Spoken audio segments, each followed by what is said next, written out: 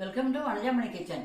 இன்னைக்கு நம்ம சேனல்ல தயிர் வடை செய்ய போறேன். தயிர் வடை செய்யறதுக்காக மெது வடையை ஏற்கனவே செய்து வச்சிருக்கேன்.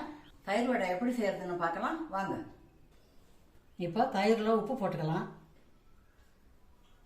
பொடியை அரிஞ்சு வச்ச மல்லித்தழை சேர்த்துக்கலாம். இதை வடையில் ஊற்றிக்கலாம்.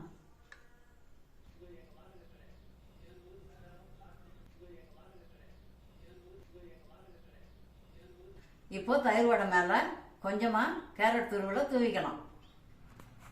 கொஞ்சம் கார புந்தி சேர்த்துக்கலாம். கொஞ்சம் தனி மிளகாத்தூள் சேர்த்துக்கலாம்.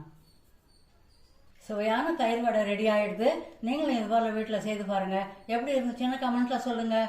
இந்த வீடியோ உங்களுக்கு பிடிச்சிருந்தா லைக் பண்ணுங்கள், கமெண்ட் பண்ணுங்கள், உங்கள் ஃப்ரெண்ட்ஸுக்கெல்லாம் ஷேர் பண்ணுங்கள். சத்தோடு தான் சமைச்சு சந்தோஷமாக சாப்பிடுங்க. தேங்க்யூ.